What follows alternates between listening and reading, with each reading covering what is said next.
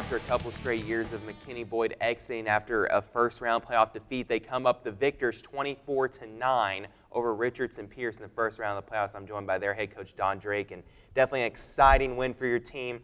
You know, guys like Curtis Ladd, who he's lost 2 straight playoff games as a starting quarterback, finally getting that win. Probably a sense of relief, too, for the players. Oh, no doubt. You know, I mean, their goal was to obviously go out there and get the victory, and they succeeded in doing that. I'm really happy for the kids. You know, it's the first time any of those guys that were on the field had been a part of a playoff win. So, obviously, there was a lot of excitement and energy after the game was over. And, you know, it's well-deserved. The kids went out and played hard and played well, and I'm just really happy for them to be able to get the victory. Take a look at those highlights now, and very similar to the interview I just had with Coach Vecchia, where North played some great defense in their game. You guys again played some great defense, holding Pearce to only 9 points. Yeah, the kids did a really good job. You know, they hit us early with some things in the first quarter that we had to adjust to, and I thought our kids adjusted well. And from the second quarter on, I think played outstanding defensively. You know, offensively came out of the gate pretty good. We had a great first drive. You know, mixing the run and the pass, as you're seeing right there. A couple of nice catches by Slater Brown, some nice runs in there by Dedrick. You know, we got down there in scoring range, and, you know, we had a mishap in the backfield that put us back in a long yardage down and ended up kicking a field goal. But, you know, I thought our kids did some really good things offensively in the first half. We scored on 3 of our 4 first half possessions, which was big. You know, defensively ended up, again, after we made some adjustments and the kids kind of got adjusted to the speed of the game, et cetera, you know, I thought did a really good job of containing their running game and creating some negative yardage plays for us in the passing game as well by putting some pressure on the quarterback, and even got a couple of turnovers, which ended up being the difference. And you traded a couple field goals early on, both teams trying to get rid of the playoff jitters. Second quarter, they took a 9-3 lead off a 33-yard touchdown run. And that was really one of their final big plays of the game. You did a nice job after that of adjusting to, they used a lot of wide splits on that offensive line. They did. They widened us out a pretty good bit, which is not something that we see a whole lot of. So obviously up front there's some adjustments that have to happen. But our kids did that, did a really good job of that, and were able to contain that running game after that. And, you know, and offensively we answered, came back, and you know, we didn't panic. We came back, put the ball back downfield, back in the end zone to take the 10-9 lead. And that's what just happened there on the highlight. Dedrick Scrivens punched it in. And Dedrick didn't have a big game by his standards, only 11 carries for 70 yards. Did have to exit in the third quarter, didn't return to the game with an injury. He's going to be fine, though, for next week? Yeah, he's going to be great. You know, he did have to leave the game the first play of the second half, but he'll be fine. He'll be back in practice this week and be ready to go on Saturday. Huge turnover here as you get the interception. And you caused 3 turnovers, did not turn the ball over yourself. That's always a winning formula. There's no doubt. Turnovers are huge. You know, we talked to the kids about that, especially, you know, in games, particularly in the playoffs. You know, turnovers and special teams mistakes tend to be the difference in a lot of football games. And so, you know, for us to be in a 3-0 ratio there in the turnover category was very, very instrumental in the win.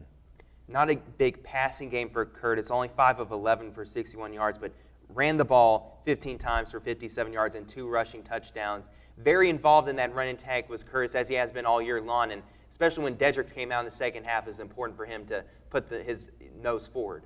No doubt. Did a good job running the option for us. They took the pitch a few times. He was able to turn it up, put the ball in the end zone. You know, we did throw the ball down the field a little bit in the first half. Unfortunately, didn't make a couple of plays that might have opened the game for us a little bit earlier.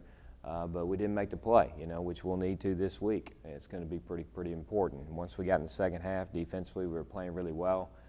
We had that 15-point lead. We really just wanted to try and manage the clock and keep the ground game going and try to keep them off the field and limit their opportunities to be able to make some plays. When you put Pearce in those 3rd and long situations, oftentimes he drop 8 and only rush 3. And it speaks a lot to those 3 guys rushing that they're able to still get pressure and, as we saw earlier, a couple quarterback sacks. No doubt. You know, our down 3 have been playing well all year long. I mean, they're part of obviously the strength of our defense, you know, and we feel like we match up well there every week. And you know, hats off to Shea and to Kyle and to Tyler for the way that they play week in and week out. There's some more running attack from Richardson Pearce that just didn't seem to go much of anywhere. After the first half, they really didn't move the ball as well as they could have in the second half. They weren't able to turn the running game going. Did drive it a couple times late in the fourth quarter, but again, your defense, when they needed to, came up with either the big fourth down stop or the big interception. Yeah, we had a couple of drives that they had extended due to penalty situations, which were all legitimate calls. You know, we had a couple of pass interference calls back-to-back that extended some drives for them and gave them some great field position. You know, we obviously need to take care of that issue. You know, when you get them in third down, you make the stop, and then all of a sudden the rag comes out for a pass interference and it's 15 yards and a first down, it you know, becomes frustrating. But, you know, as they were able to get into the red zone, the defense did stiffen and created either a turnover or got a turnover on downs, and that was critical. Malik Bozeman came in the game as a running back in the second half and got you some valuable yards that helped set up this Curse Lad touchdown run. Yeah, Malik did a great job. You know, he's gotten some carries throughout the year, you know, at certain times in the game when we were able to do that, and you know, he's done well. He's gotten better and better every week. He came in and played the whole second half at running back for us, and I thought did a great job of taking care of the football and getting those tough yards inside when they knew we were going to run it. And the interception there was a critical interception in the fourth quarter, kept Pearce from making it possibly a one-score game. After that Ladd touchdown run, you were up by that 24-9 margin and had to protect it. And your defense has done that all year long, protecting these leads, and they're going to have to continue to do that next week if you can get a lead against Longview. And you really like what you see with your defense here in the second half of the season going into the playoffs. They've really dramatic 180 from giving up 41 points to Horn in the opening game. Yeah, no doubt. Our defense has gotten better every week. You know, we've played exceptionally well probably the last half of the season. And so we've got to have that kind of stellar play from that side of the football. You know, you hear all the time defense wins championships. There's a lot of truth to that. You know, when you can help your offense out with field position, create turnovers, all of those things, you know, it becomes a huge factor in deciding who's going to win the contest. Now, you play Longview on a Saturday at 4 o'clock. You haven't played on Saturday yet this year, and especially not as early as 4 o'clock, usually playing on those Thursday or Friday night games. How much is that going to impact the routine of this team? Well, the Saturday being the game day, we just basically moved everything a day back. So today's Monday. We gave the kids off Monday afternoon. You know, we'll practice Tuesday, Wednesday, Thursday, you know, and Friday morning. And so it kind of keeps them on the same practice routine, kind of allowed our coaching staff in terms of preparation to still have Sunday and Monday to get ready for our game plan against Longview so we can install it on Tuesday. So, you know, don't feel like that's really a big deal. You know, the 4 o'clock kickoff, I mean, it is what it is. You know, I don't think it has to be a distraction unless you make it one. So, you know, I don't anticipate that being an issue for our kids. Making Longview travel all the way to the Metroplex, playing at Wildcat Rams Stadium should give you maybe a little bit of an advantage. They have to sit on that long bus ride coming to Dallas. This is a talented Longview team, number 13 in the latest AP State poll. They're 10-1 on the year. They went undefeated in District 12 5A play, so they're a team with a lot of good credentials coming into this game. They fought Coppell hard in a game, and you both played Coppell and Horn this year, but that was way back in the early part of the season. Hard to really compare them to how you're playing right now. I think so. You know, we've played a tough schedule all year. I've touched on that many times. Longview's a great program, a lot of great tradition. Obviously, 10-1 record. They've done an outstanding job, you know, throughout the course of the year. But we feel like we're pretty good too. You know, we feel like we've played some quality competition ourselves. We feel like we've gotten better every week, which has been our goal. So, you know, hopefully we'll show up Saturday ready to go and get out there and compete, and I think that we will, and we feel good about our opportunity we have in front of us.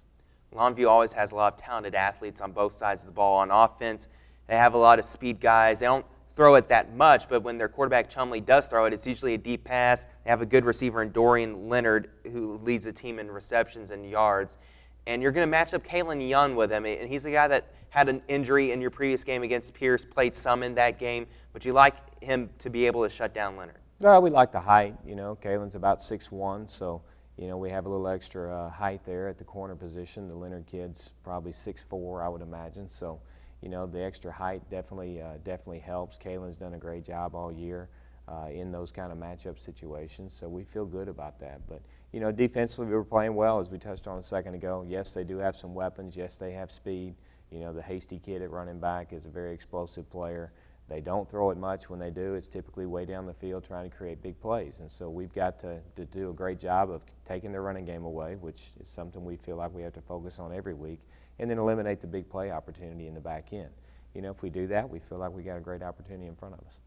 And again, as you were telling me earlier, turnovers are usually the difference in high school football. You went in a previous game against McKinney to end the regular season, had 4 turnovers. You came back in this game against Richardson Pearce, had 0 turnovers. You want to put up another 0 against Longview, because Longview, a big reason they beat Rowlett the previous week was because Rowlett turned over the ball so much. Yeah, they did. Rowlett turned it over 6 times, 2 of them for touchdowns, and then the other at least 2 or 3 opportunities were big plays right after the turnover for touchdowns.